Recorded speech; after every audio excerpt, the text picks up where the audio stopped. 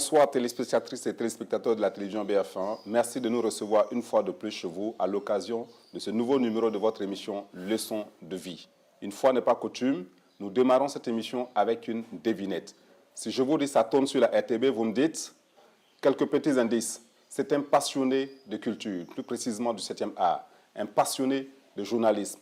Il a contribué à donner à la radio-télévision du Burkina ses lettres de noblesse. Celui qui aujourd'hui accepte dérouler les épisodes du film de sa vie avec nous n'est autre que Yacouba Traoré. Bonsoir, M. Traoré. Oui, bonsoir, M. Sarré. Eh bien, merci de nous recevoir chez vous. C'est moi qui vous remercie d'avoir accepté de venir chez moi, chez vous. Jeune retraité, comment est-ce que vous occupez vos jours de jeune retraité? Oh, c'est une retraite de nom. Hein. Je suis hyper occupé. J'imagine. Voilà, occupé déjà par mes étudiants de l'ISTIC, l'Institut des sciences et techniques de l'information et de la communication. Vous contribuez à former la relève. Voilà, occupé aussi par les étudiants de Aube-Nouvelle, l'université Aube-Nouvelle. Et puis, je suis présentement sur un projet de mise en place de la chaîne du Parlement, la chaîne de l'Assemblée nationale du Burkina. D'accord. Et puis, je suis sur un autre projet qui est beaucoup plus himalayesque. Okay. Avant de nous installer confortablement pour dérouler le cours de votre vie, nous allons permettre aux téléspectateurs de découvrir un aperçu de qui vous êtes à travers votre bio express. Suivant.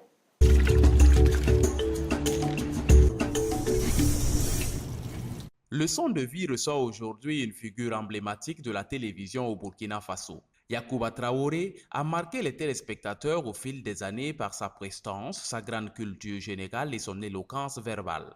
De 1985 à 1996, il constitue une attraction autour de l'émission cinématographique Saturne, du journal télévisé et de bien d'autres programmes. C'est bien naturellement, eu égard à son talent, qu'il passe rédacteur en chef de la télévision nationale en 1991 et cela jusqu'en 1993. Yacouba Traoré quittera la télévision entre 1996 et 2001 pour occuper le poste d'attaché de presse de l'ambassade du Burkina Faso à Paris en France. 5 longues années au cours desquelles les téléspectateurs ne cesseront de le réclamer. Il rentre donc en 2001 pour se consacrer à la formation professionnelle. C'est à l'Institut des sciences et techniques de l'information et de la communication ISTIC que les étudiants auront le bonheur de le côtoyer et s'abreuver à sa source. En 2005, Yacouba Traoré renoue avec la télévision nationale en tant que directeur, puis directeur général de la radiodiffusion télévision du Burkina RTB. On lui reconnaît des prises de décision courageuses et innovantes comme la rentrée télévisuelle, l'aménagement de la cour de la télévision et le rajeunissement des présentateurs de JT et bien plus encore. En 2013, Yacouba Traoré reprend l'enseignement à l'ISTIC pour le bonheur des étudiants et il devient secrétaire général de l'Institut en 2015. La transmission du savoir étant fondamentale pour Yacouba Traoré, il s'est mis à l'écriture avec brio si l'on en croit les critiques. 5 ouvrages sortis entre 2012 et 2019. Gassé Gallo, entre les lignes de mon journal en 2012. Bonsoir et merci de nous suivre. Radioscopie de l'information télévisée au Burkina Faso sorti en 2015. Cro, les femmes ont déserté la maison, paru en 2016, et 2 ans plus tard, Un monde de mûrs et de pas mûrs, paru donc en 2018, et puis, plus proche de nous en 2019, Alimata Salambere Ouedraogo, itinéraire et leçons de vie d'une femme debout. Mais aujourd'hui, c'est Yacouba Traoré qui nous livre ses leçons de vie, de sa naissance le 26 octobre 1969 à Dédougou, à aujourd'hui où malgré qu'il est admis à la retraite, il est plus que jamais occupé. C'est à lui que le président du Faso a confié l'organisation du 50e du Festival panafricain du cinéma et de la télévision de Ouagadougou FESPACO en tant que président du comité d'organisation et il a réussi à mettre les petits plats dans les grands, puis les grands dans les petits. Notons pour finir que Yacouba Traoré est titulaire d'un DEA en sciences de l'information et de la communication de l'Université Paris 2 Panthéon-Assas après une licence et une maîtrise en lettres modernes obtenues à l'Université de Ouagadougou. Il est marié et père de 5 enfants, Zara, Namissi, Fatim, Boubacar et Yatenga. Mais si l'on compte les journalistes et étudiants qui l'appellent papa, alors on dira qu'il y a des centaines de personnes qui bénéficient de ses conseils. Aujourd'hui, nous en profiterons tous à leçon de vie. Eh bien, qu'aurions-nous pu ajouter à cette bio pour la parfaire? Je dirais même que c'est trop, c'est himalayesque pour moi.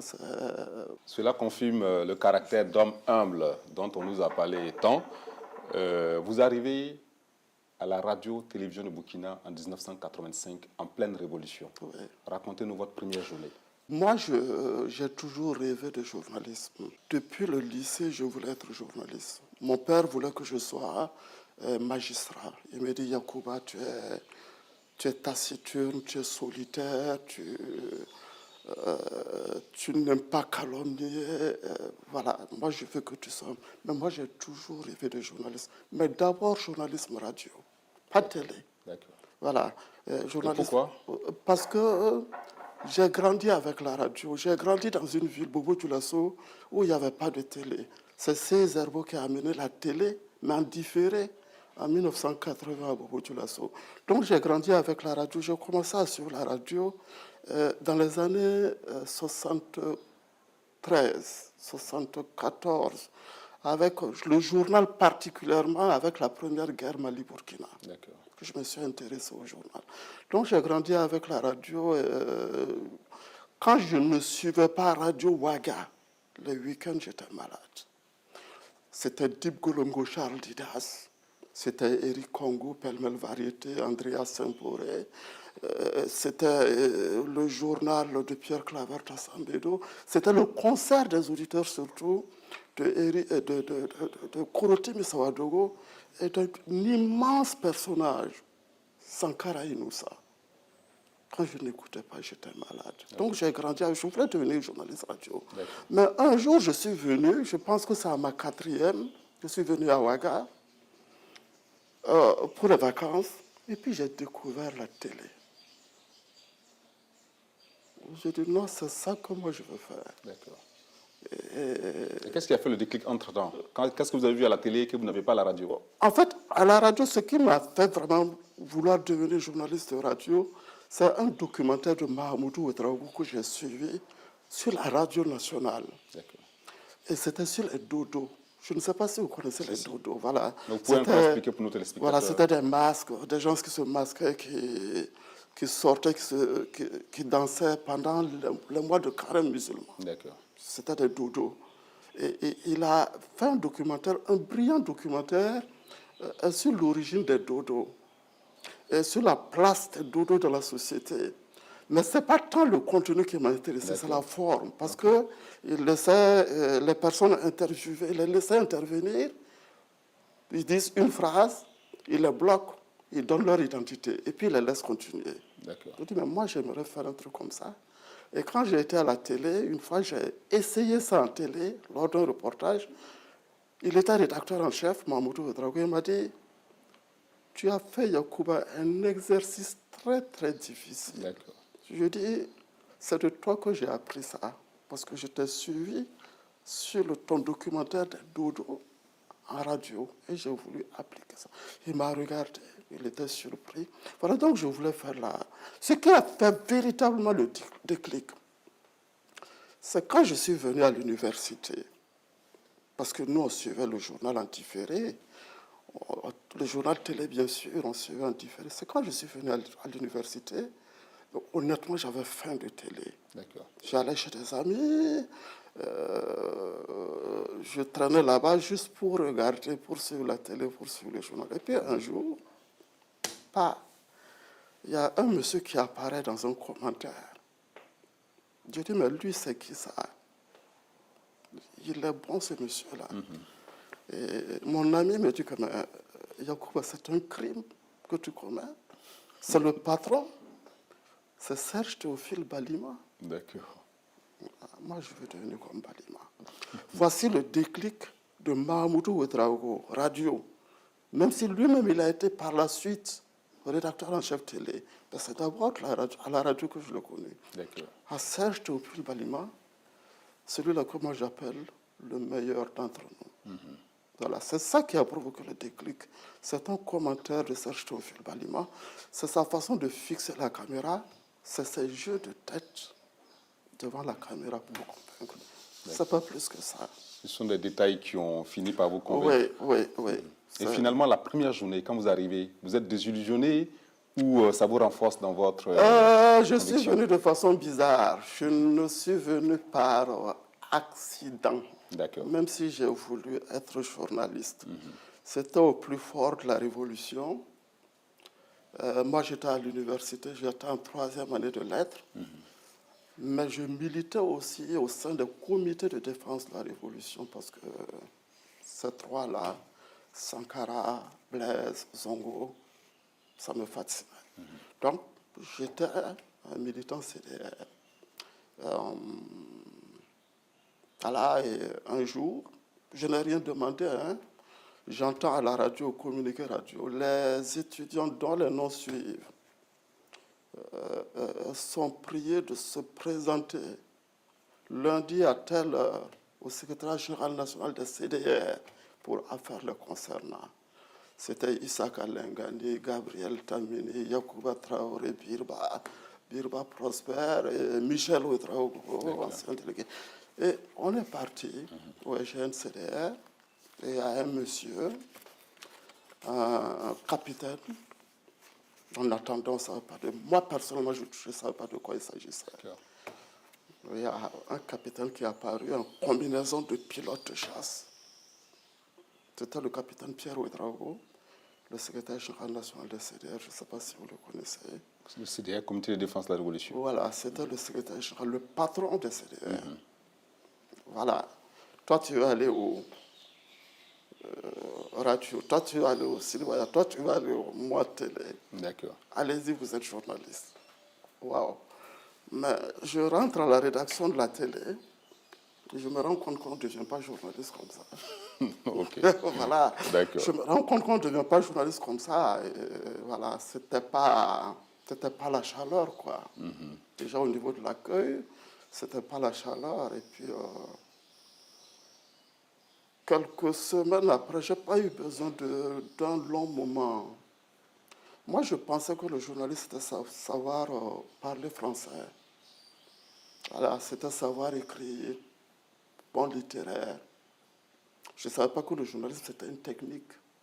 C'était toute une philosophie derrière. Voilà.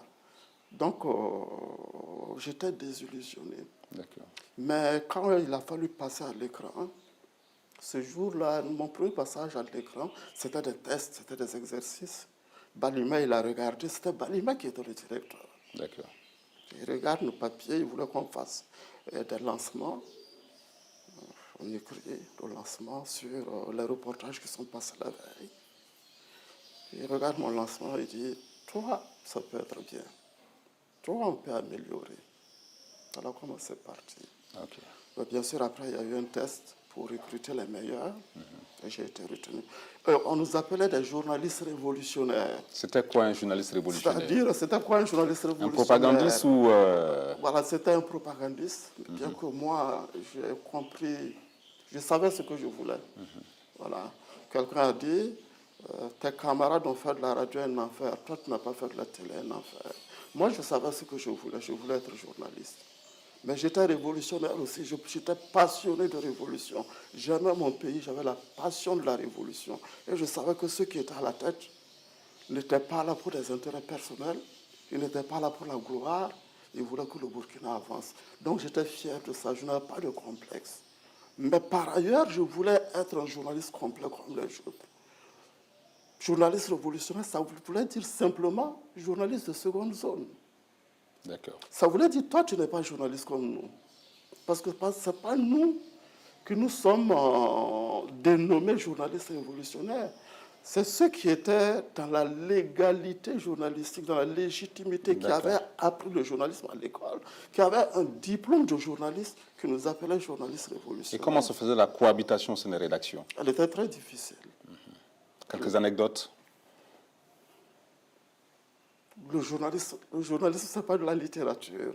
D'accord, c'est ce qu'on vous jetait à la figure. C'est ce qu'on jetait à la figure. Mais moi, je m'y suis fait très rapidement, honnêtement. Je m'y suis fait très rapidement parce que Ceux qui critiquaient, honnêtement, je pense qu'à un moment donné, 2 ans, 3 ans, après être entré à la rédaction, je pouvais leur donner de petites leçons de journalisme. Vous les avez surplombés? Pas que je les ai surplombés, mais je savais ce que je voulais. Je savais, vous savez, on est journaliste avant d'être dans une rédaction. On n'est pas journaliste parce qu'on pratique le journalisme. Ça ne suffit pas. D'accord. On est journaliste d'abord parce qu'on aime ce métier, parce qu'on est passionné de ce métier. Et cette passion du métier, moi, je l'ai eue depuis, je vous l'ai dit tantôt, depuis tout petit. Voilà. Donc, je savais ce que je voulais. Voilà. De toutes les façons, c'était ma hantise. Comment est-ce que je pourrais rentrer dans cette légitimité qui ferait qu'on ne me taxerait plus jamais d'être un journaliste de seconde zone, un journaliste révolutionnaire.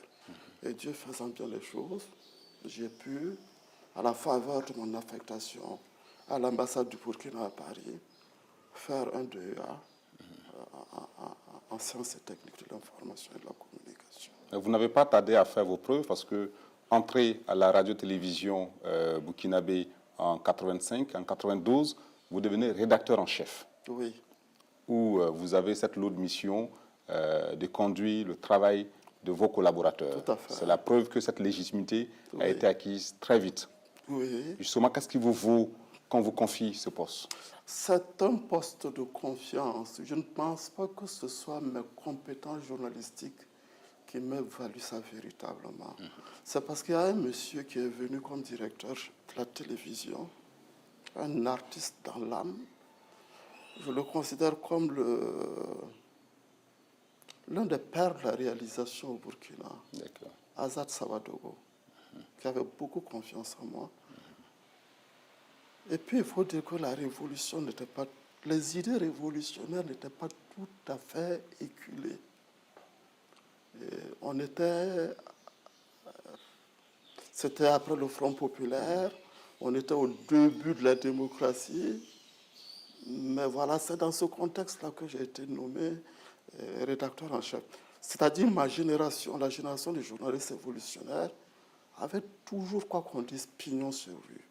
Sinon, je ne pense pas qu'un professionnel rompu au métier allait oser me confier le poste de rédacteur en chef. Voilà.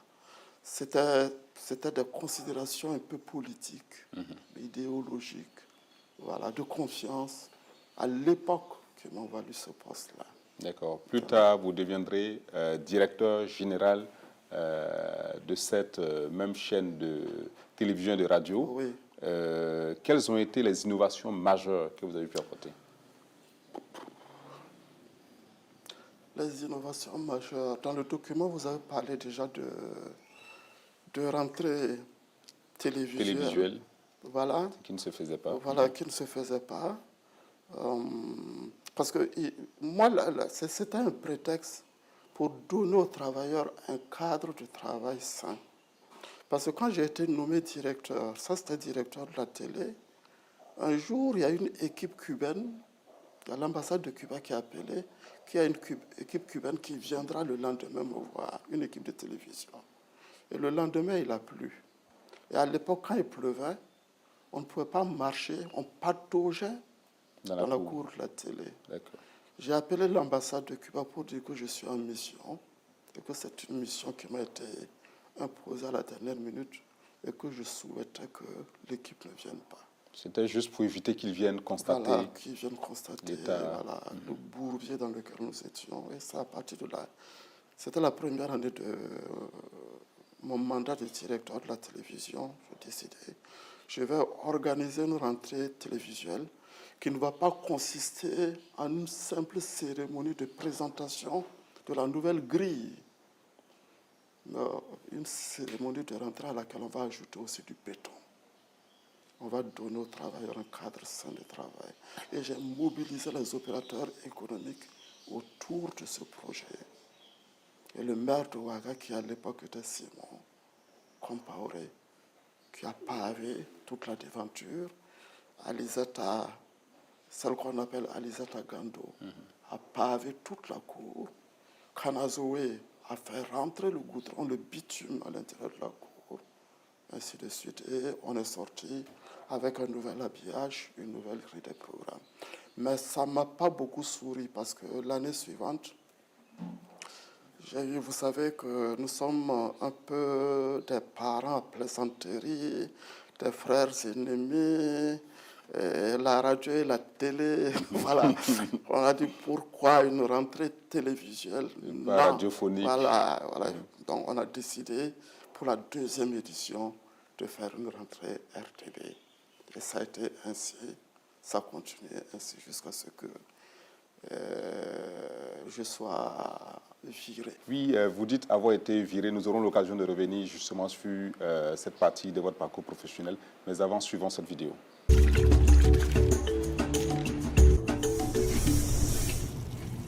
Yacouba, c'est quelqu'un de très humble.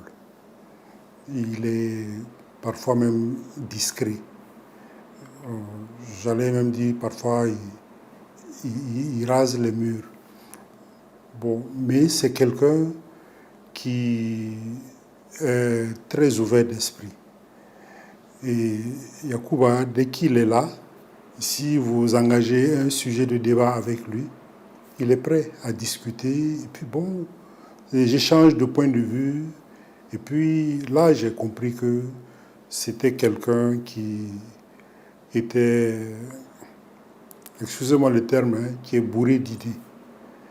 Et l'évolution de sa carrière et de sa vie personnelle me donne raison. Parce que il avait des idées, il était très créatif, même dans sa manière de présenter le journal télévisé. Et lorsque il était sur une émission, il n'y a rien à faire, vous allez suivre. Moi, je suis chrétien, catholique, pratiquant. Il animait une émission sur la religion musulmane avec un invité, Fofana, un imam ivoirien qui est décédé cette année. Mais le contenu de l'émission, même si vous n'êtes pas musulman, ça vous amène à écouter, à comprendre et à découvrir. Et vraiment, j'étais séduit. Si je dois parler de Yacouba, sincèrement, c'est sa dimension humaine, sa dimension professionnelle et surtout sa dimension relationnelle que j'apprécie. Franchement, côté professionnel, sa façon de prendre les choses, de travailler, d'encadrer, parce que vous voyez actuellement il donne des cours au niveau de l'Institut, d'encadrer, de partager, c'est des choses que je trouve très rares chez nous les êtres humains. Et ça fait qu'aujourd'hui, bon, quand je le regarde, je me dis que quelque part, si je suis là, c'est grâce à lui. Je le dis sérieusement. Non seulement d'abord parce qu'il m'a fasciné par sa façon de faire, par cette dimension qu'il a à gérer les gens, mais aussi à organiser le travail et à savoir faire travailler les gens. Et cette dimension humaine et surtout sa capacité de gérer les relations, de gérer les hommes, c'est tout ça franchement qui me plaît en lui, qui fait que je pense que Yacouba quelque part c'est un grand manager, c'est quelqu'un qui aime les défis, c'est quelqu'un qui aime les choses bien faites et c'est quelqu'un, comme lui-même il avait dit pendant le FESPACO, mettre les grands plats dans les petits pour que les choses aillent très bien. Je me rappelle tout récemment pour l'un de ces modules en technique rédactionnelle, collecte et traitement de l'information en télé, nous avons un petit studio qu'on n'avait même pas encore essayé et paf, il lance un jour une activité qui doit amener les étudiants à l'antenne faire de la présentation. Il les accueille à 5h30 du matin. Il prépare tout. C'est vrai qu'avec les équipes techniques derrière, mais quand je suis venu, j'ai regardé tout ça, il dit vraiment, ça c'est du Yacouba Traoré, ça c'est le grand frère. Donc il vous surprend toujours et Et j'aime bien une de ses expressions, il dit que la bonne organisation, c'est dans les détails. Et moi, j'ai appris tout ça avec lui. Et véritablement, c'est quelqu'un avec qui on a du plaisir à travailler, mais c'est quelqu'un aussi avec qui on ne s'ennuie pas. Quand vous avez l'occasion d'échanger avec lui, vous apprenez beaucoup. Et je suis fier d'autant plus que même ce partage, il le fait aujourd'hui à travers l'écriture, parce que des ouvrages, il en a mis à la disposition de tous ceux qui souhaitent lire, que ce soit dans le domaine professionnel ou de façon générale sur des histoires de la vie. Yacouba Traoré, donc, c'est quelqu'un qui sait donner. Eh bien, à entendre vos collaborateurs, cela confirme tout ce dont on dit de vous. Vous aimez surprendre, agréablement on pourrait dire. Sur le coup, on peut ne pas forcément comprendre, mais c'est après coup qu'on comprend que c'était la bonne décision à prendre. C'est la marque de l'artiste. On se rappelle que vous aviez reçu en son temps le groupe Yélène sur le plateau de 13h. Ouais. Ce qui ne s'était jamais fait parce que la culture, et plus précisément la musique, était reléguée à une certaine zone où on ne pouvait pas les recevoir au JT. Qu'est-ce qui vous est passé par la tête pour poser un tel acte? Non, je n'aime pas tout ce qui est source de monotonie, parce que l'ennui est né un jour de monotonie. Moi, je n'aime pas ce qui est monotone. J'aime toujours casser les codes. Voilà. Sinon, à quoi servirait l'art si tout se ressemble, si toutes les éditions du journal se ressemblent? Hein? Je dis à mes étudiants, le jour, si par accident mortel, vous êtes de journal, si par accident mortel, les étalons remportent la Coupe du monde de football, vous venez au journal de 20h ou bien de 13h, vous asseoir comme de la pomme de terre, comme vous avez l'habitude de le faire, pour présenter votre journal. Ouvrez votre journal, comme vous avez l'habitude de le faire, par mesdames, messieurs, bonjour, au sommaire ce soir, formule de courtoisie classique. Ce jour-là, vous ne méritez pas d'être journaliste. Voilà. Je n'aime pas la monotonie. C'est vrai, j'ai reçu Yélène, mais j'ai fait ouvrir une de mes éditions par Babouanga. Après l'indicatif, Babouanga apparaît et dit, madame, monsieur, bonjour, aujourd'hui c'est moi qui vais vous présenter le journal. Et je l'ai poussé, j'ai présenté mon journal parce que je le recevais, mais on ne reçoit pas Babouanga comme ça. Babouanga n'est pas ordinaire. Quand on reçoit Babouanga, il faut que le journal respire du Babouanga. Voilà. Donc, ça, c'est mon côté créatif. Et en matière de présentation du journal, le titre, ça sert à quoi? Ça sert à accrocher. Ça sert à mettre en relief les éléments principaux, les informations principales qui sont contenues dans le journal. Et quand dans le titre, il y a quelque chose d'extraordinaire, il faut que cette accroche-là, il faut que cette vitrine que constitue le titre soit extraordinaire. Voilà. Ce n'était pas que les titres chez vous, parce que vos fins de journaux, à travers les citations, les proverbes que vous lanciez, étaient fortement appréciés, qui fait des émules aujourd'hui. Certains journalistes aujourd'hui les reprennent. Mais cette façon cette approche iconoclaste des choses, est-ce que vous pensez que ça se perpétue quand vous regardez aujourd'hui le paysage? Oui. Quand je regarde PF1, je vois que Caroline Yoda donne des citations, je suis fier. Et des fois, je l'appelle, je dis, ma petite soeur, bravo. Et elle le fait très bien, elle le fait très bien. Non, je pense qu'il y a certains... C'est une question d'imprimer sa marque, sa touche, de donner sa touche personnelle à son journal, sans pour autant dénaturer le contenu. C'est apporter de la valeur ajoutée au journal.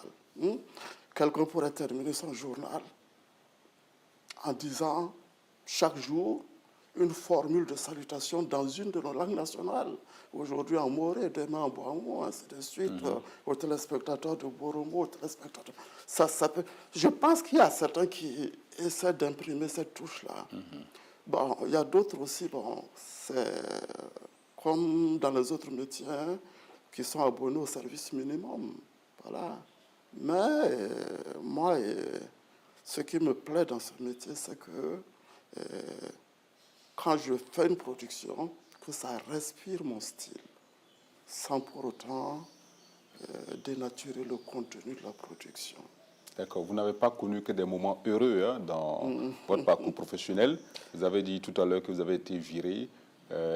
Qu'est-ce qui s'est effectivement passé pour que Yacouba... Je dis ça pour plaisanter, parce que ça ne me gêne pas. Mais derrière la plaisanterie, il y avait eu des difficultés, des soucis. Oui, Vous avez dû remettre le tablier. Oui, en fait, je n'ai pas été remercié une seule fois. J'ai été remercié au moins 2 fois. D'accord. En 2003, j'ai fait 2 ans à la maison. Qu'est-ce qu'on vous reprochait professionnellement? Je ne sais pas très bien. Je ne sais pas très bien. J'ai dû dire à un ministre qu'il est mon ministre, mais il n'est pas mon rédacteur en chef. Voilà, il est mon ministre. Mais tout compte fait, il n'a pas mon expérience. Il est plus âgé que moi. L'expérience, ce n'est pas une question d'âge. Je n'aime pas ces responsables politiques qui s'asseyent en conseil de cabinet pour décortiquer le journal alors qu'ils n'y connaissent rien. Je n'aime pas ça. Voilà. Moi, je respecte les gens. Ceux qui se sont occupés de mon éducation m'ont appris à respecter mes supérieurs et même mes subalternes. Ils m'ont même demandé à ce que je me soumette 2 fois. C'est la seule chose que j'ai refusée.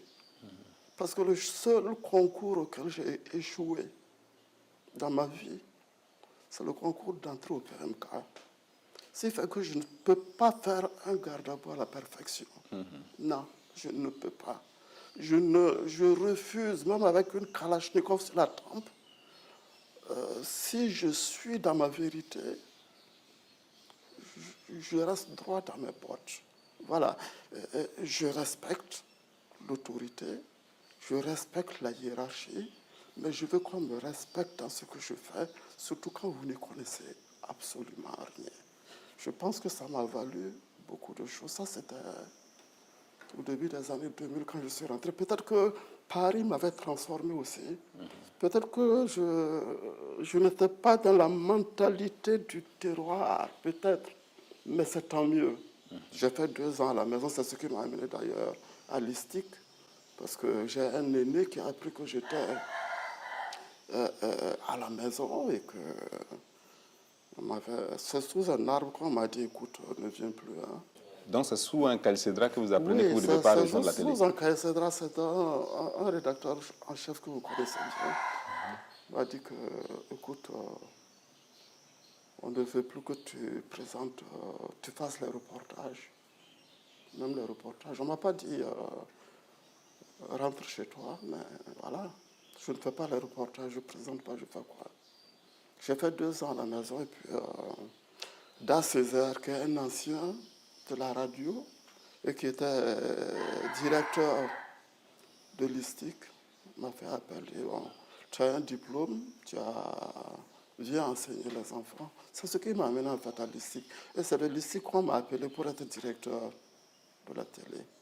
Et le directeur général. Mais directeur général en 2013 aussi, paf, boum, bada boum. Je ne fais pas ça. On ne peut pas m'obliger à faire ça. Je n'ai pas cette éducation.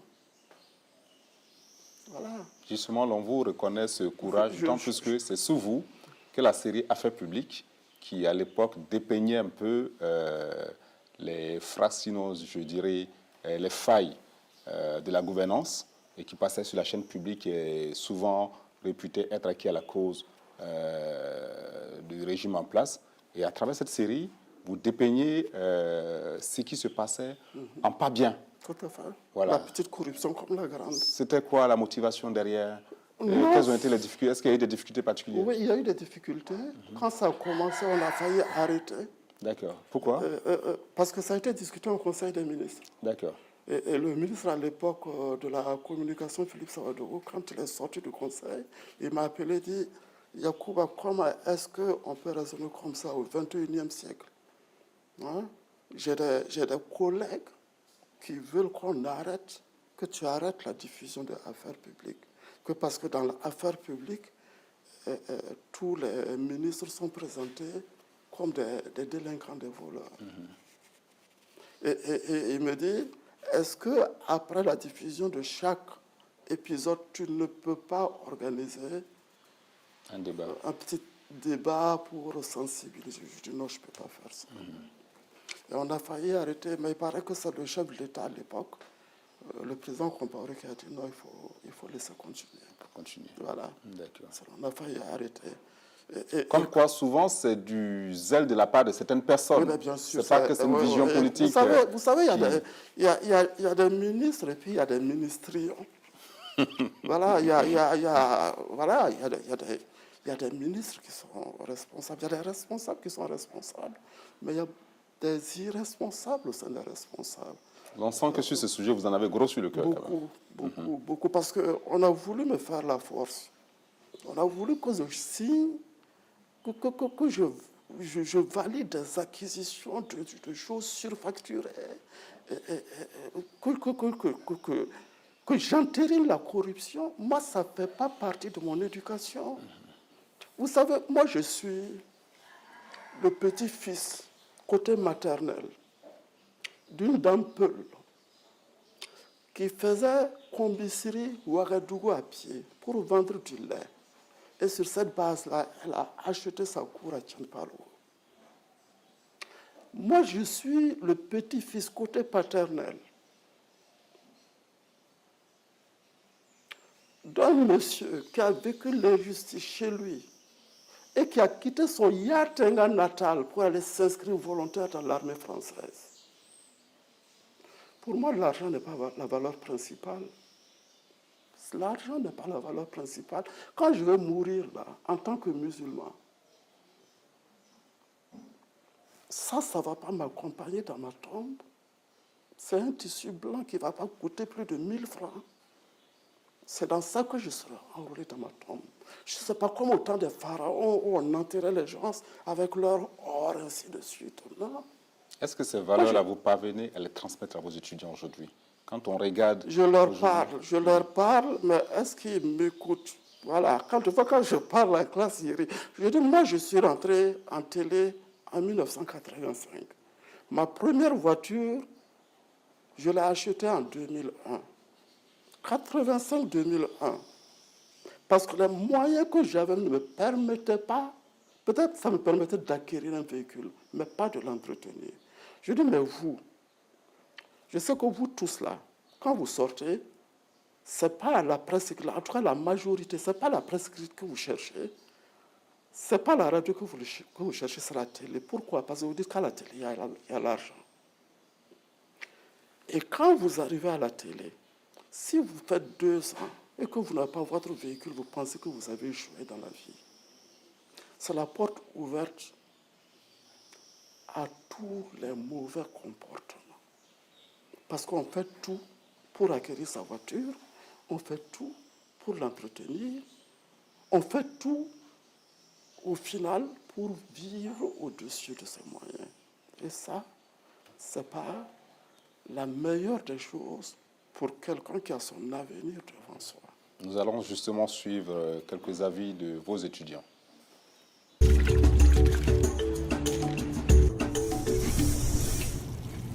C'est quelqu'un qui est difficile à cerner entre griffes. Parce que vous savez, aujourd'hui il est à la retraite, donc on peut dire qu'il n'est pas de notre génération. Mais il a toujours des idées nouvelles. C'est quelqu'un qui casse les codes. Voilà. Il a toujours la petite touche, la petite idée. Voilà, surtout en télé, voilà, comme il se plaît à le dire, en télé, c'est des artistes. Voilà. Et Yacouba, c'est un artiste. Voilà. Il aime innover, il aime créer, il aime sortir des sentiers battus. Ce qui fait que quand tu es avec lui, tu n'as pas l'impression d'être avec quelqu'un qui a peut-être l'âge de ton papa. Voilà. Parce qu'il semble toujours d'une fraîcheur voilà, extraordinaire quoi, dans les idées. Ça, c'est vraiment l'élément que je retiens de lui. Et ce que je retiens de lui aussi, c'est sa culture générale. Il a une culture générale en béton. Il a vraiment une sacrée culture générale, du cinéma à la politique. Voilà. Donc, ce qui fait que tu passes des heures à causer avec lui et puis tu ne vois pas le temps passer. Parce qu'il a toujours quelque chose, voilà, à dire, il a des anecdotes, voilà, et puis il a une largeur de vue sur pratiquement tous les sujets. Il a été mon directeur de mémoire également quand je faisais le cycle supérieur pour le journalisme. Donc, je dois dire que c'est vraiment quelqu'un qui est artiste et professionnel jusqu'aux ongles. Monsieur Traoré, c'est une personne difficile à présenter en fait, parce qu'il a une personnalité tellement spéciale qui sort de l'ordinaire. Du coup, c'est une personne à qui on s'attache facilement. Si vous partez par exemple à l'ISTIC, il est l'un des professeurs les plus aimés parce qu'il est très ouvert. Il est prêt à tout pour aider une personne, même sans la connaître. Donc du coup, facilement, le courant passe entre lui et les étudiants, entre lui et toutes ses connaissances. Au-delà de ça, M. Traoré, c'est le genre de personne qui vous booste en fait, sans même le savoir, ou bien consciemment ou inconsciemment, il booste les gens. Il est comme un leitmotiv pour les jeunes, pour son entourage et tout. Donc du coup, je crois que vraiment, c'est une personne à rencontrer forcément. Si on rencontre une telle personne au cours de notre vie sur Terre, on ne peut que se réjouir en fait. Parce qu'il impacte vraiment la vie de tous ceux qui l'entourent. À un moment donné, il a été mon directeur de mémoire. C'est là que tout est parti. Parce qu'au-delà d'un professeur, il a pris aussi le rôle d'un père.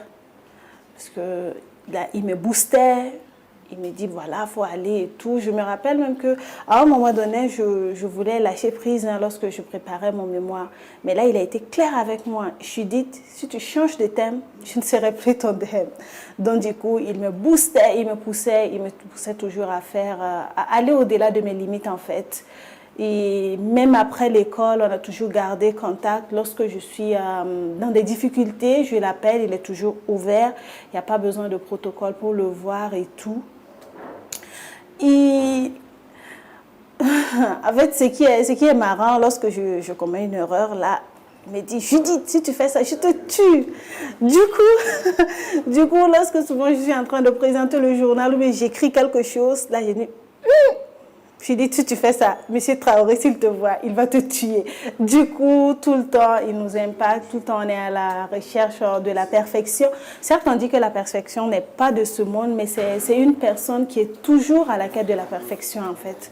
Donc, du coup, il me booste toujours. Et c'est sur lui que je me réfère lorsque je vais faire quelque chose. Et tout ce que je veux faire, lorsque c'est plus dans le sens professionnel, j'ai vraiment...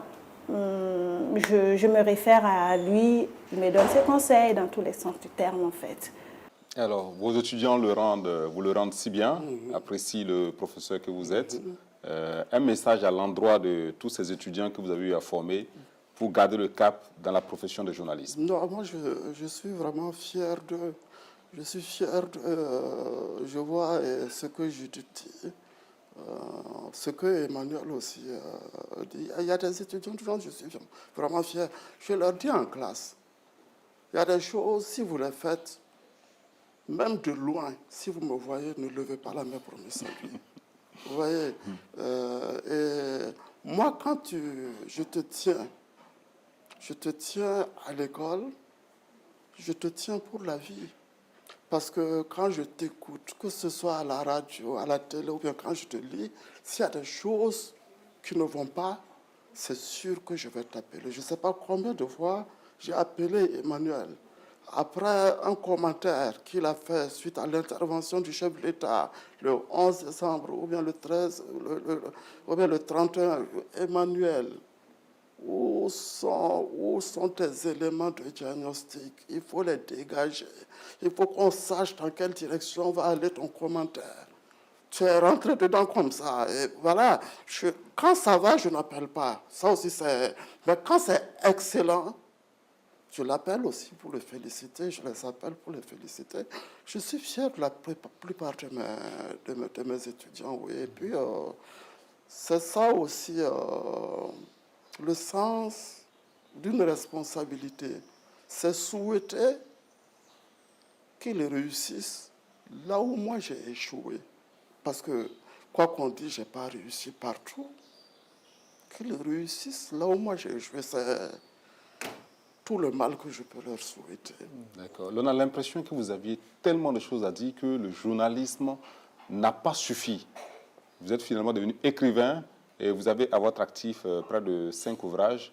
Parlez-nous un bout de l'écrivain que vous êtes. Oui, je suis devenu écrivain. Je me suis essayé à l'écriture quand j'ai senti qu'on allait me faire partir de la RTV. Voilà. Je me suis dit, qu'est-ce que je vais laisser à mes journalistes, à mes techniciens une fois partis. Donc, j'ai écrit Gassé-Gallo. Gassé-Gallo, c'est un essai. Et quand j'ai écrit Gassé-Gallo, ça a été publié par un aîné qui m'appréciait beaucoup, paix à son âme, c'est Jacques-Prosper Bazier, qui avait une maison d'édition qui s'appelait les éditions Kral. Il m'a dit, mon ami, écris un roman. Donc, je me suis mis au roman l'année suivante. J'ai voulu écrire un roman voilà, qui s'inspirait du journalisme. Mais à chaque fois que je vais écrire le roman, j'ai des difficultés pour fictionnaliser les choses. Je suis rattrapé par la réalité, peut-être une déformation professionnelle. Donc là, j'ai écrit « Bonsoir, merci de nous suivre » sur le travail du journaliste de télé. C'est le troisième essai qui a été, la troisième tentative qui a été un roman. Kro, les femmes ont déserté la maison. Et là, vraiment, quand je prends Kro pour lire, au moins, je souris deux fois.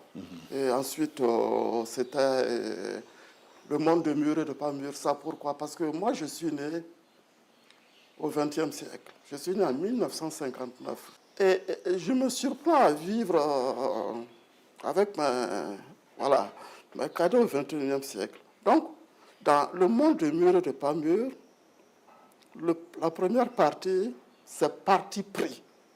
On aurait dit chapitre 1, je dis parti pris, je prends parti, comme dans un éditorial. Je compare le 20e et le 21e. La lecture du 20e est binaire. Soit tu étais d'un côté du mur ou bien de l'autre côté du mur. Mais après la chute du mur, qui consacre le véritable passage au XXIe siècle, 1989, ce n'est pas 2000, ce n'est pas 2001, c'est 1980, sur le plan des relations internationales, que le monde bascule du XXe au XXIe siècle. Et là, tout me semble illisible au XXIe siècle. Ce n'est pas seulement communisme et libéralisme, capitalisme, mais il y a djihadisme. Ce n'est pas seulement l'Afghanistan, il y a le Bataclanistan, il y a le Sahélistan, il y a l'Africanistan. C'est illisible. Donc, je trouve que le XXIe siècle est une copie, mais une copie bien pâle du XXe. Moi, mon idole au XXe, c'était Kennedy. C'était John Fitzgerald Kennedy, JFK. Voilà. Aujourd'hui, on a des IPK, on a eu des RFK, on a eu des DSK, mais tout est JFK. C'était mon idole. D'accord. Peu importe son côté idéologique. Mais aujourd'hui, les idoles, c'est qui? C'est Zuckerman, c'est Zuckerberg. Zuckerberg, c'est le patron de Facebook. Facebook, c'est le patron de... Ce n'est plus Mao, ce n'est plus Lénine, ce n'est plus Kennedy, ce n'est plus De Gaulle. Non, c'est le commerce international. Peut-être qu'on n'est plus à l'idéologie politique, on est maintenant aux entrepreneurs, au business. Le monde est devenu une entreprise. Le monde n'est plus ma maison. C'est une entreprise. D'accord. Dans la Bible, le Christ, quand il est venu découvrir ce qu'est devenu la maison de son Père, il était fâché. Pourquoi avez-vous transformé la maison de mon Père en une maison de commerce? Et c'est ce qui l'a amené au Golgotha. j'espère que... Non, je regarde ça pas de façon passionnée, mais j'ai horreur du 21e siècle. D'accord, nous allons ouvrir une toute petite fenêtre sur la famille et l'amitié. C'est quoi la famille pour vous? La famille, c'est ma mère. Toute ma famille, c'est ma mère. Il n'y a que ma mère qui compte. Quand vous voulez m'avoir avec vous, passez par ma mère. Malheureusement, elle n'est plus. Il y a une relation fusionnelle entre ma mère et moi. Je peux dire la vérité à mon père. Je peux dire, papa, je ne suis pas d'accord. Mais j'ai peur de ma mère, j'ai peur de blesser ma mère. J'ai toujours eu peur de tous les actes que je pose. Ça me rappelle un certain Pateba. Ah, je me demande, est-ce que ça plaira à ma mère?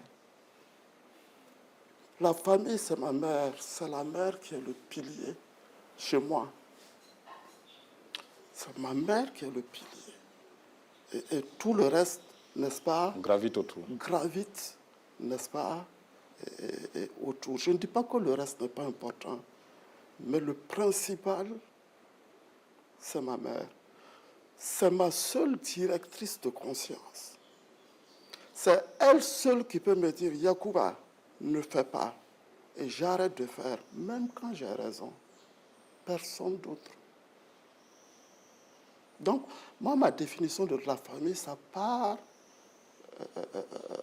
de l'unité de mesure qui est la mère. Oui. Et on construit à partir de là. Je n'ai jamais vu ma mère danser. Pourtant, Bobo, voilà, elle m'a dit qu'elle est née à la maison du peuple. La maison du peuple, c'était la première maternité. Elle m'a dit, Yacouba, moi je suis né ici. Hein? Elle parle Moré, Djoula, Fulfulde, Aoussa.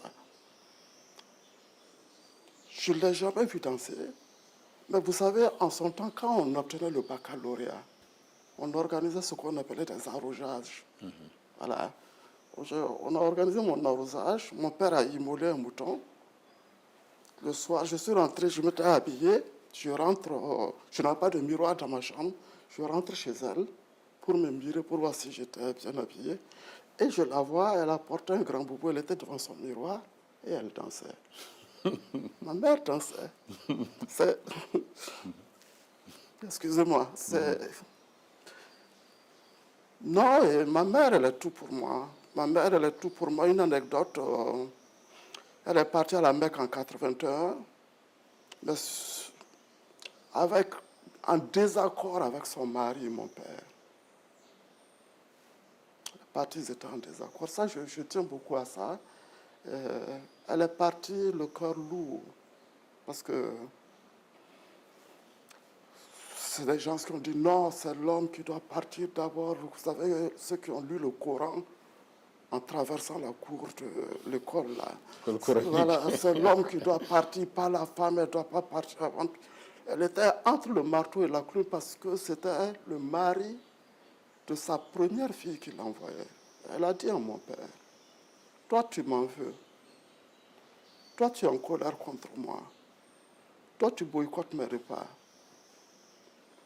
Je vais partir quand même parce que je suis entre le marteau et l'enclume. Mais sache une seule chose, c'est toi seul qui compte dans ma vie.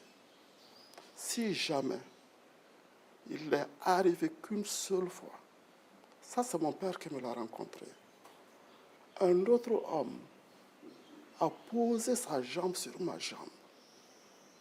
Dieu fasse que je ne revienne plus jamais de la Mecque. Et ma mère est partie. Une nuit, je dormais. J'ai vu les pèlerins qui retournaient à l'aéroport de Bobo et descendaient et je ne voyais pas ma mère. Et entre-temps, je vois des gens qui descendent avec une femme sur une civière et c'était ma mère. Quand je me suis réveillé, j'avais du mal à démarrer ma moto pour aller au lycée. Mon père est sorti de la cour et me dit, toi là c'est quoi? Diable rouge, là, c'est quoi? Pourquoi tu ne parles pas? Je le regarde, je dis, ta femme, là, elle ne revient plus, elle est morte. Il m'a amené dans sa chambre. Je dis, elle est morte, je te jure qu'elle est morte. Je l'ai vue. Je connais ma mère. Il y a une relation fusionnelle entre ta... Elle ne reviendra plus. Je l'ai vue, elle est morte. Et le jour du retour, le véritable retour, c'est moi qui l'ai amené. Il m'a dit, viens, on va aller la chercher. On est parti. Je le savais, je le voyais dérangé. Et effectivement, quand ma mère est descendue, elle n'était pas tout à fait elle-même. C'est 3 jours après qu'elle s'est assise et puis elle a commencé à raconter. Elle est partie la nuit pour prier. Il y avait trop de monde dans la mosquée.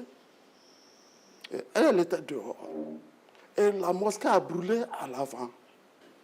Il y a eu un incendie. Et tous ceux qui étaient dedans les écrasaient, sortaient et puis marchaient sur eux. Et elle m'a dit qu'elle s'est réveillée à l'hôpital entre les mains des étudiants burkinabés qui étaient là-bas, qui étaient en train de le vatiler, qui lui parlaient tantôt Djoula, tantôt mourir, ainsi de suite.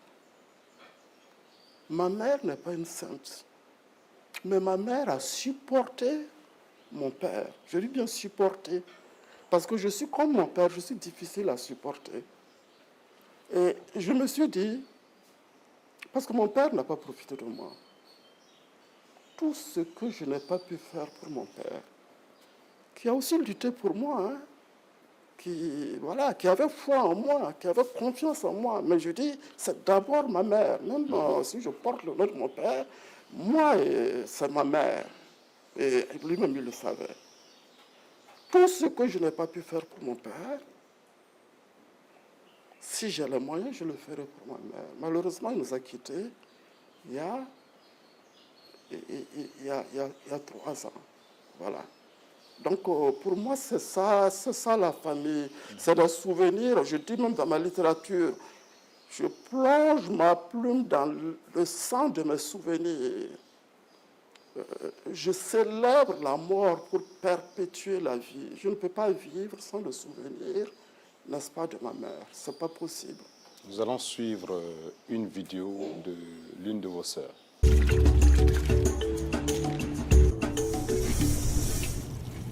Yacouba Traoré, en tant que fils, c'est un fils qui était vraiment et qui est toujours à l'écoute de ses parents. Et si je vais prendre Yacouba Traoré en tant que frère, là j'ai beaucoup à dire. Parce qu'il a toujours été auprès de ses frères et sœurs. Et il est toujours auprès de ses frères et sœurs. On n'a pas besoin de le solliciter. Une fois qu'il apprend un événement, que ce soit un grand événement, un petit événement, Yacouba est toujours là. Alors, parler de Yacouba, ça sera vraiment toute une journée. Mais je vous dis en gros que Yacouba, c'est un frère qui est très proche de ses sœurs et de ses frères. Et c'est un frère qui est à l'écoute, non seulement de ses frères et de ses sœurs, mais de ses neveux et de ses nièces. Alors, il a toujours été proche de nous, il a toujours été présent à nos événements malheureux comme heureux. En tout cas, c'est un frère qui est vraiment super et que nous adorons beaucoup. Nous aimons et nous estimons beaucoup. C'est quelqu'un qui aime écouter. Il était proche des personnes âgées. Il aime écouter. Il aime écouter. Je crois que sa profession même le signifie bien. Je prends un exemple. Par exemple, quand il est en congé pendant les vacances, il se déplace, il vient jusqu'en Côte d'Ivoire. Nous sommes dans une petite ville de la Côte d'Ivoire à 280 km d'Abidjan. Mais il est toujours là avec nous pendant les vacances. Et il est toujours avec le vieux. Et à chaque fois, tu sais, Yacouba est toujours avec le vieux, en train d'écouter le vieux, en train d'écouter le conseil du vieux.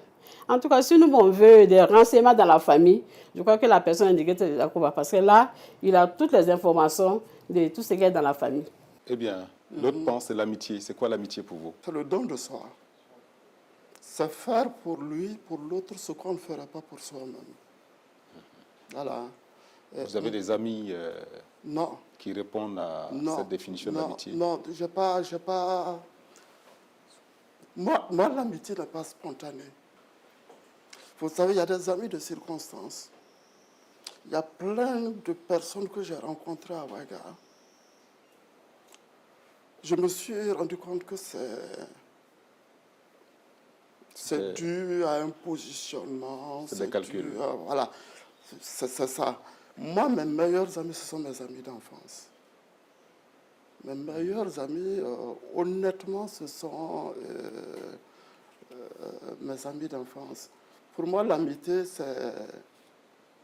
c'est plus que la fraternité. D'ailleurs, mes meilleurs amis, je considère Emmanuel comme un ami, parce que je peux lui donner des conseils. Emmanuel Ouedraogo qui vient de parler tantôt, je considère Judith comme une amie, parce que je peux parler et puis elle écoute. Mais je considère aussi Philippe Sawadogo, Mahamoudou Ouedraogo, Serge Théophile Balima comme des amis, parce que quand ils parlent, j'écoute. Pour moi, c'est ça l'amitié, c'est savoir donner et savoir recevoir. Et donner parfois plus qu'il n'en faut. Voilà. Mais les amis de ma génération, j'avoue que non, c'est surtout des amis d'enfance. D'accord. Voilà, c'est surtout des amis d'enfance. Ok. Voilà. Nous avons essayé de fouiner pour voir si M. Yacouba Traoré avait quelques défauts, parce qu'en tant qu'être humain, on n'a pas que des qualités. Voici ce que l'on nous dit.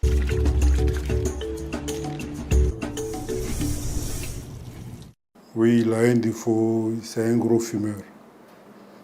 Voilà. Et là, bon, nous avons parfois discuté. Et il a essayé de prendre de bonnes résolutions. Bon, mais jusque-là, il est devenu un accro à la cigarette. Bon, il essaie parfois, par des moments de jeûne, essayer de diminuer la consommation de la cigarette.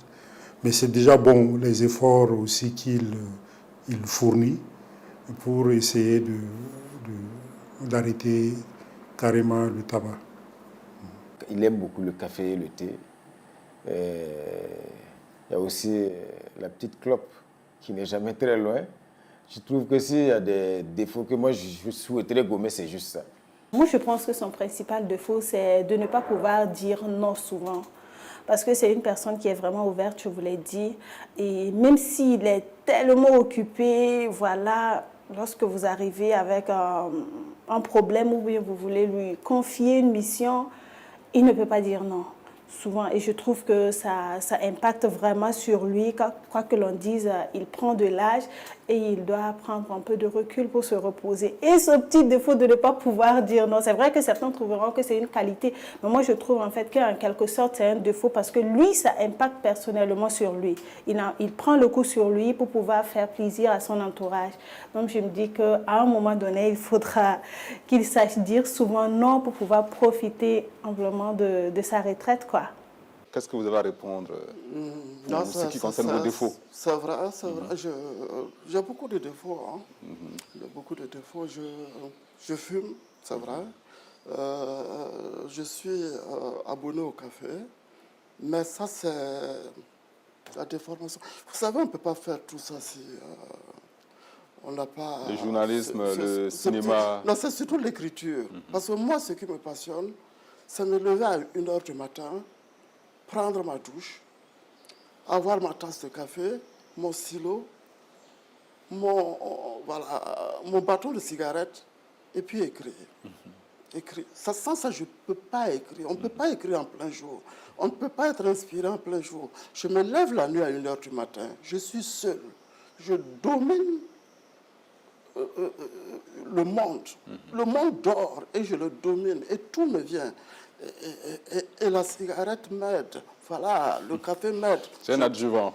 Ne fumez pas, fumez tu. Voilà, c'est pas bon de fumer. Eh bien, nous passons à la rubrique gage. Vous allez tirer dans ce bocal l'un des gages que vous allez pouvoir exécuter pour nous. Je tire là. Oui. Je vais tirer là-haut. Allez-y.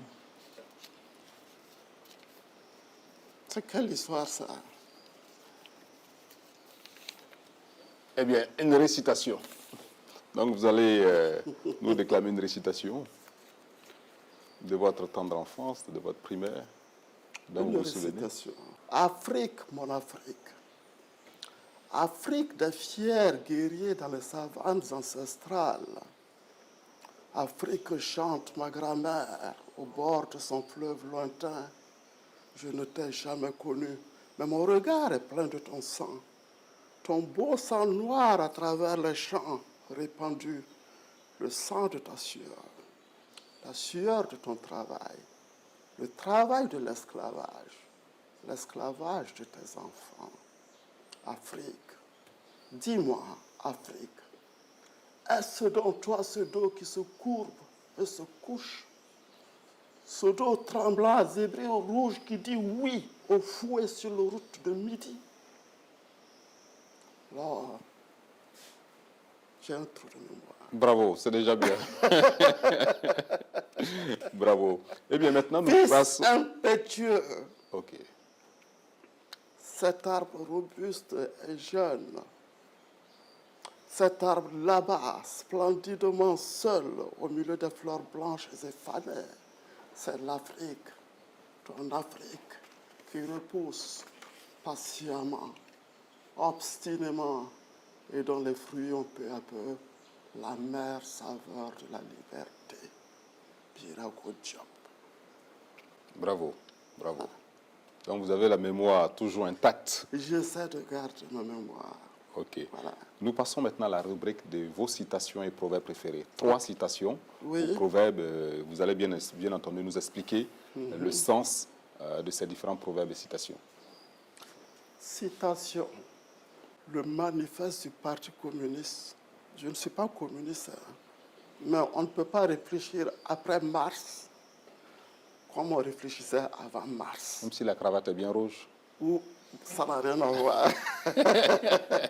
Ça n'a rien à voir. Hein? Dans le manifeste du Parti communiste, Karl Marx dit,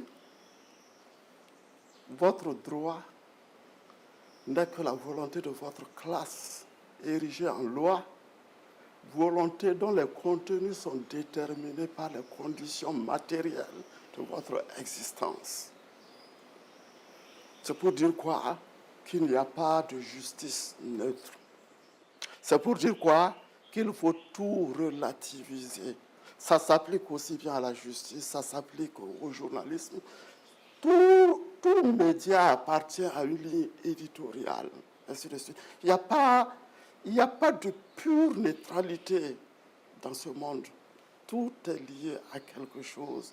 Voilà. Et tout dépend de quelque chose. Il n'y a pas d'indépendance à 100%. C'est pourquoi j'aime cette citation. Votre droit n'est que la volonté de votre classe, c'est-à-dire la classe bourgeoise, érigée en loi. Et volonté dont le contenu est déterminé par les conditions matérielles de votre existence. Si nous prenons notre droit, voilà, notre code pénal, c'est le code français, ça a été élaboré par qui? C'est Napoléon. Napoléon n'est pas un démocrate. Hein.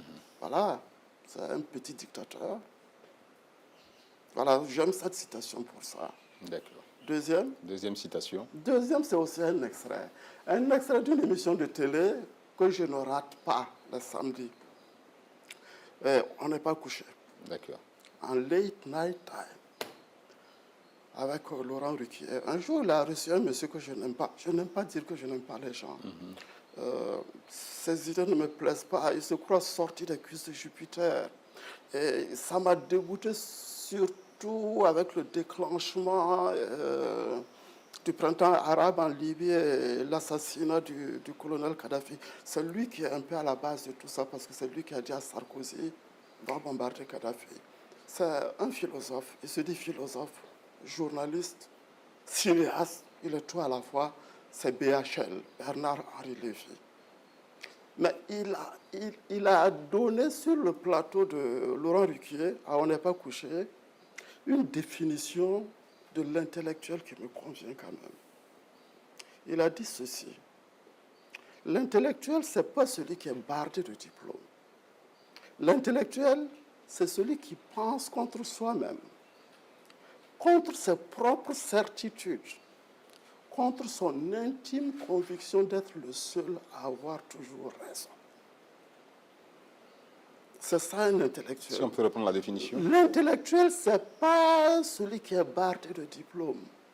Selon Bernard-Henri Lévy, BHL, il dit que l'intellectuel, c'est celui qui pense contre soi-même, contre ses propres certitudes, et contre son intime conviction d'être le seul à avoir toujours raison. Ça veut dire quoi? Qui que vous soyez, il faut toujours vous remettre en cause. Est-ce que l'émission que nous faisons, est-ce que c'est meilleur à l'émission passée? La prochaine fois, qu'est-ce que je dois revoir? Quelle partie je pour gagner encore en qualité, hein? Que ce soit sur le plan du contenu comme sur le plan de la forme, ainsi de suite. C'est ça un intellectuel. Vous allez voir, moi je rencontre des gens qui me disent qu'ils sont docteurs. Mais, monsieur le directeur général, docteur de mon œil, mais ça ne peut pas tenir un raisonnement cohérent. Ça n'a aucune culture. Ça ne plante pas haut du tout. C'est pas ça un intellectuel. Faites tous les diplômes que vous voulez. J'aime aussi cette citation de professeur Serge Trouville-Bellemare qui dit « Moi, je fabrique des journalistes. Je fabrique des docteurs, il a dit précisément. Mais un docteur, s'il ne se cultive pas, écoutez, hein, ça devient autre chose. Mais c'est ça. C'est ça. Non, c'est pas le diplôme qui fait de quelqu'un un intellectuel. Voilà. On a des analphabètes lettrés. C'est-à-dire des gens qui savent lire et écrire, mais qui ne comprennent rien à ce qu'ils lisent et à ce qu'ils écrivent. Moi, je les appelle des analphabètes lettrés. Voilà. Vous allez prendre dans nos cultures, il y a des intellectuels. Intellectuel, ça ne veut pas dire avoir le bac, la licence, la maîtrise, ainsi de suite. Dans nos cultures, il y a des intellectuels. Non, on prend les Larlé Nava, Abra, ce sont des intellectuels. Le talk show, ce que nous appelons dans notre jargon de télé l'infotainment, c'est-à-dire l'information mêlée au divertissement, il le faisait à la radio tous les mardis, à travers son émission les soirées de Larlé Nava. Il y avait de l'information dans la mesure où il y avait des communiqués qui passaient et des gens qui avaient perdu de vue leurs parents partis en Côte d'Ivoire, ainsi de suite, les retrouvaient. Et il y avait du divertissement avec les Adou-Gorogo, ainsi de suite. Voilà, il y avait des contes. C'est de l'infotainment. Pour moi, ces gens-là, ce sont des intellectuels. D'accord. Voilà. Donc, c'est ma deuxième citation. Et la troisième? La troisième, est-ce que je peux la donner en langue nationale? Bien sûr. Que vous prendrez le soin de traduire. Mais je suis partagé, je dis j'aime ma mère, je suis partagé entre des choses que disait ma mère et ce que disait mon père. Comme nous sommes des confrères, est-ce que vous pouvez me faire une faveur? Me permettre, voilà. Mon père d'abord, quand il était dépassé par des bêtises d'un de ses enfants, c'est l'une des rares fois qu'il parlait son moré, il dit j'aime ce proverbe-là, parce que ça veut dire quoi? Je ne l'ai jamais pu traduire. Je l'ai pris tel quel et je l'ai introduit dans Kro. Parce que j'ai passé 3 semaines à vouloir traduire, je n'étais jamais satisfait. C'est ce à quoi tu ne t'attends pas, je ne peux pas traduire en bon français. C'est-à-dire, dans ce monde finissant, on n'a pas fini d'aller de surprise en surprise. Comment je traduis ça? Je peux le traduire littéralement, mais ça ne rend pas tout le sens du proverbe. Voilà. Donc, ça me plaît. Ma mère, je vous ai dit qu'elle parlait Moré, Djoula, Fulfulde, Aoussa. Elle avait un adage en Djoula. Elle disait Jakuma taka fokobrato afore abilo kunyina nchindara. Jakuma taka fokobrato afore kunyina nchindara. C'est-à-dire, c'est quand tu déçois à l'excès, à l'extrême. C'est-à-dire, on t'attend sur une œuvre et tu déçois au-delà de toutes les attentes. Et tu as l'habitude de décevoir. Littéralement, ça veut dire quoi? Le chat, au lieu de dire qu'il vaut rien, il se permet de dire que oui, c'est la souris qui m'a mordu à la queue. Voilà. Ça aussi, j'ai essayé de traduire dans un ouvrage. Je n'ai pas pu. D'accord. Voilà. Ça dit toutes les difficultés de l'écrivain africain. Voilà. Comment est-ce que tu peux écrire dans la langue d'autrui et en même temps véhiculer, n'est-ce pas, ta culture, tes connaissances, ce qu'on t'a transmis. C'est toute une problématique. Voici, ce sont les 4... Ok. Voilà. Finalement, 5 citations et proverbes, puisqu'il y a la citation de Balimo entre-temps. Oui, Voilà. c'est Mais vrai. ce n'est que pour enrichir nos téléspectateurs Absolument. qui nous suivent. Eh bien, nous passons maintenant à la rubrique Souvenez, où nous allons faire défiler une série de photos que l'invité du jour sera amené à commenter. Mais exceptionnellement, nous avons affaire à un homme de la télévision. Nous allons lui donner l'occasion de commenter 2 vidéos. Le 13e numéro de Saturne est intitulé Cri du cœur pour un festival. Voici les principaux axes avec vous, Yacouba Traoré. Dans un premier temps, nous allons voir quelles sont les productions burkinabées et longs métrages comme courts métrages qui seront au programme de la 14e édition du Festival du cinéma de Ouagadougou qui s'annonce. Pour les commentaires et analyses concernant ce volet, nous allons nous entretenir avec des responsables de structures cinématographiques ici présents, de même qu'avec des réalisateurs qui auront justement leur production en compétition ou en information à cette édition du FESPACO. Alors, petit commentaire. Oui, l'émission Saturne, c'est une émission que j'ai animée avec Romain Auguste Bambara, qui est actuellement directeur de la communication et à la présidence du FESPACO. Voilà. Ce sont les beaux moments de télé. D'accord.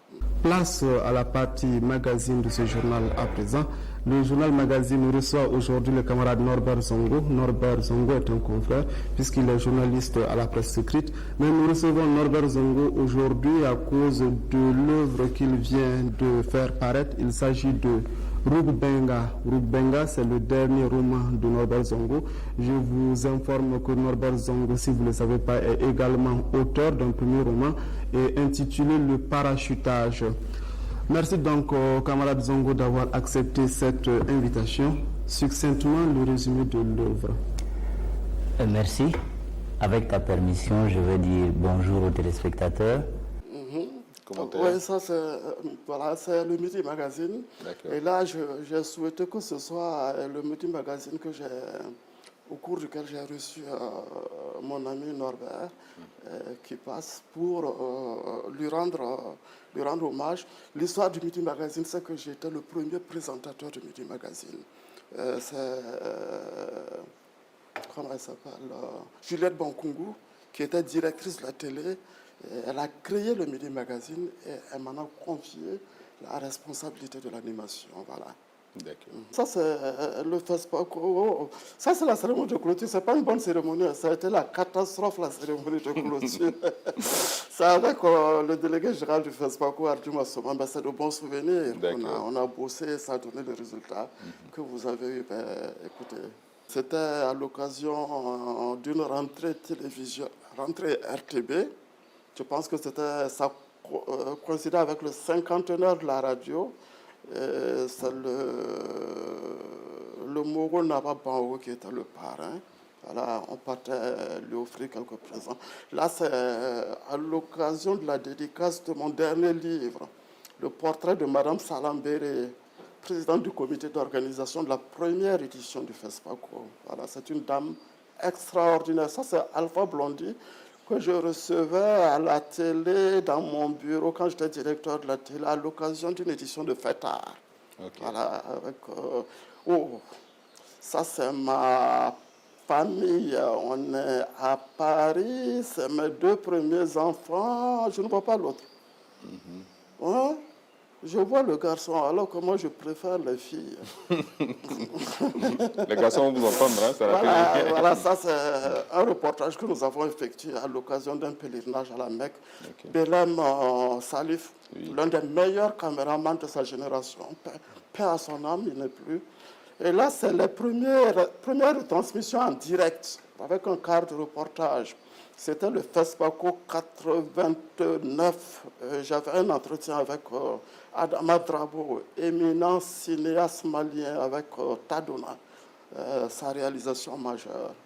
Et là, c'est à l'université. L'université, je suis avec Fatou Traoré. Non, Fatou Diallo, pardon. Je suis au milieu. Fatou Diallo était chef d'orchestre des colonnes de la Révolution. Il y avait deux Fatou Diallo. Il y avait Madame Gilbert Guenguéré, qui était Fatou Diallo. Et puis il y avait Fatou Diallo, qui faisait la même classe que moi en lettres modernes, qui était la chef d'orchestre. Et là, c'est à Paris, le 59 boulevard Haussmann, devant l'ambassade du Burkina. Je suis avec la Moussa Yaro qui préparait les éditions du FESPACO à Paris. Voilà, c'est une belle poule, je crois. Ça, c'est ma mère chérie. Waouh, j'ai les larmes aux yeux. C'est ma mère, c'est mon tout. C'est mon tout. Je ne sais pas quoi dire. Je l'aime. Ça, c'est une lettre que Samben Ousmane m'a écrite. Elle voulait une copie parce que j'ai passé des semaines avec lui sur le plateau de son dernier long métrage à Guérisso. Et elle voulait la copie. Et j'ai un regret. Je n'ai pas pu lui donner la copie parce que nous étions fâchés.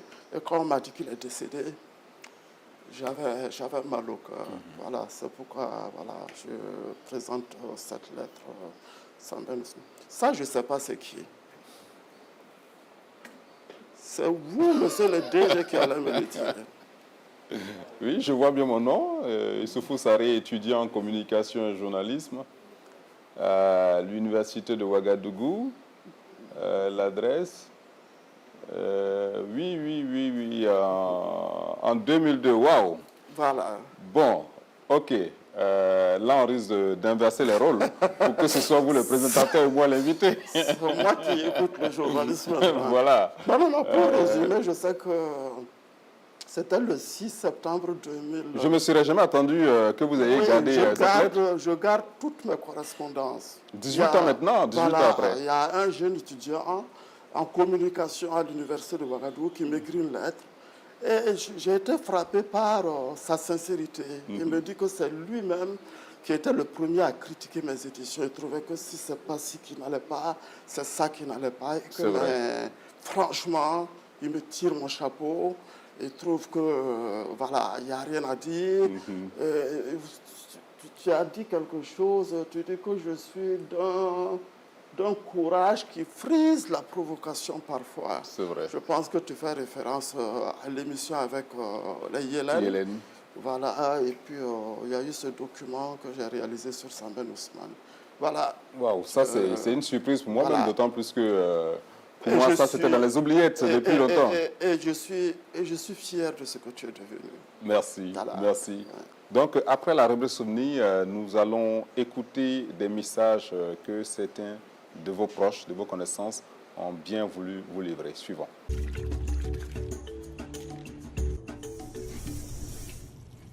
Monsieur, aujourd'hui, je voudrais vous dire merci. Merci pour ce que vous avez été pour moi. Merci pour ce que vous êtes pour moi et merci pour ce que vous serez pour moi. Je ne regrette pas de vous avoir connu. Je suis ce que je suis aujourd'hui grâce à vous et je serai ce que je serai aussi grâce à vous. Vous avez été un ami, un confident, un père, un professeur pour moi. Et pour ça, je remercie le ciel parce que je me dis que c'est une grâce divine de vous avoir mis sur ma route. Et pour cela, je vous dis humblement merci et ne changez pour rien au monde. Vous êtes la voix, vous êtes le miroir pour plein de jeunes et seul Dieu vous le rendra centuple. Alors DG, je m'adresse à vous juste pour vous dire merci. Merci pour la disponibilité, merci pour les conseils, merci d'être toujours là, de toujours avoir une oreille attentive quand nous autres on le souhaite. Merci pour tout le savoir partagé. Et tout ce que je vais vous dire aujourd'hui, c'est de rester Yacouba Traoré. Je pense que je n'ai pas autre chose à ajouter. Et que, en tout cas, le bon Dieu vous accorde la santé. Et puis donc que vous ayez une retraite qui n'est pas de tout repos. On ne souhaite pas que vous vous reposiez, que vous restez toujours là, bien sûr en levant un peu le pied. Donc, en tout cas, restez vous-même, Yacouba Traoré. C'est tout ce que j'ai à dire. En tout cas, grand frère, vraiment, je voulais te dire chapeau chapeau pour tout ce que tu as fait pour nous qui sommes tes petits frères, mais tout ce que tu fais aussi actuellement pour la génération qui est là, parce que je sais que tu n'as jamais cessé d'accompagner les uns les autres quand tu as été à chaque fois sollicité. Et tu t'es montré d'une grande disponibilité que je me demande parfois où tu puises toute l'énergie et toute la force nécessaire pour pouvoir faire ce travail que nous voyons sur le terrain. Merci pour tout ce que tu fais, que Dieu t'accorde la santé, la longévité, parce que nous, on veut profiter au maximum, en tout cas, de cette capacité que tu as à donner, à enseigner, à encadrer, mais aussi à apporter des solutions quand on est face parfois à des situations que nous-mêmes, on n'arrive pas à gérer. Merci pour tout, grand frère, que Dieu te garde. Vraiment, je remercie BFF pour cette opportunité qu'il me donne pour te dire vraiment, vraiment, vraiment, petit frère, un grand merci. Un grand merci et je te demande d'être toujours humble. Parce que quand on est humble, on est toujours élevé. Et quand on est élevé, c'est la société qui va remarquer ton élévation. Et tu vas avancer. Rien ne va t'arriver. Parce que le Tout-Puissant qui t'a élevé à cause de ton humilité, il sera toujours devant toi pour aplanir tout sur ton chemin. Vraiment, sois béni, petit frère. Sois béni et sois toujours proche de nous. Nous avons toujours besoin de toi. Merci. Alors, un petit commentaire? Non, je veux leur dire que c'est pas que moi j'ai donné. C'est qu'en donnant, moi aussi, je reçois d'eux. En retour, je voudrais les remercier, qu'ils soient mes aînés ou bien mes cadets, parce que j'apprends de tout le monde. Vous ne pouvez pas imaginer la somme de connaissances que j'apprends des enfants que je tiens en classe de journalisme. J'apprends beaucoup. J'apprends à rester. Ils me font vivre. Ils me font vivre parce que moi, ce à quoi j'accorde l'importance aujourd'hui, c'est transmettre.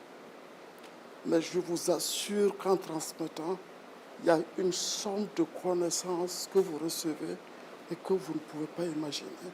Voilà, donc je veux leur dire que ce soit mes parents, ma soeur Fatou, c'est vrai que elle m'a adopté depuis les premières vacances que j'ai passées à Sassandra chez son père, qui est mon oncle paternel. Chez nous, Yahweh Drago et Traoré, voilà. C'est vraiment ma soeur. Merci à mes étudiants, merci à mes collaborateurs qui sont mes cadets ou bien mes aînés. Richard qui m'a vendu, il y a beaucoup qui ne savent pas que je fume. Voilà, Richard me dit, je suis accro à la cigarette. Voilà, ne fumez pas, fumez tue, c'est pas bon de fumer. Voilà, je voudrais dire merci. C'est l'occasion également pour moi de dire grand merci à tout ce que vous avez fait jusqu'à présent et que vous continuez de faire. Vous avez parlé tout à l'heure d'appels téléphoniques que vous passez à certains de vos étudiants, mais que les téléspectateurs sachent que ce ne sont pas que vos étudiants. Le nombre de fois que moi, en tant que directeur général, j'ai reçu des coups de fil de votre part pour dire « Ah, voici l'avis que je donne par rapport à tel sujet que vous avez traité » et qu'à l'issue des échanges, on essaie d'améliorer. On vous a sollicité aussi maintes fois pour que vous veniez à la rédaction de la télévision BF1 pour échanger avec les journalistes, histoire de partager votre expérience avec eux et leur permettre d'enrichir la leur. Je sais que ce n'est pas seulement BF1, toutes les télévisions privées de la place le font également. C'est dit tout ce que vous apportez et comme l'on dit, vivre, c'est vivre utile. Voilà, vivre, c'est vivre utile. Et ce que vous avez fait jusqu'à présent, je dirais que vous avez vécu utile, que Dieu vous donne la force de continuer dans ce sens. Nous avons commencé cette émission avec un fait inhabituel, une devinette. Nous allons la conclure également avec un fait inhabituel. Nous allons demander à notre invité, journaliste devant l'Éternel, de conclure cette émission.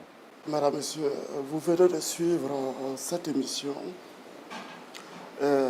dirigée de main de maître par Youssouf Sarré, qui ne se contente pas de gérer sa chaîne de télévision, mais qui se permet aussi de descendre sur le terrain pour épauler, n'est-ce pas, ses collaborateurs. Je dis ses collaborateurs in fine, ce ne sont pas ses agents. Vous l'avez constaté, ici, il n'y a plus de directeur général. Il y a un présentateur qui s'appelle Youssouf Saré, il y a un réalisateur qui s'appelle Jonathan, il y a une maquilleuse et tous forment une équipe. Je dis merci à Youssouf Saré pour cette leçon d'immunité. Ce n'est pas parce qu'on est à de hautes fonctions qu'on abandonne son essence, c'est-à-dire sa profession, ce pourquoi on a été fabriqué, ce pourquoi on a appris. Merci d'avoir dirigé cette émission. Mesdames et messieurs, au nom du présentateur Youssouf Saré, merci de nous avoir regardés, comme le disait un célèbre présentateur de la télévision ivoirienne. Merci, je suis passionné de Léfi Yamké. D'accord. Oui, je suis passionné de lui parce que le jour où les éléphants ont remporté la Coupe d'Afrique, il a présenté le journal assis sur le rebord de la table de présentation. C'est ça, briser les codes. Merci, mesdames et messieurs. Bonsoir. Merci. Et à la prochaine. Bonsoir et à la prochaine. Au revoir.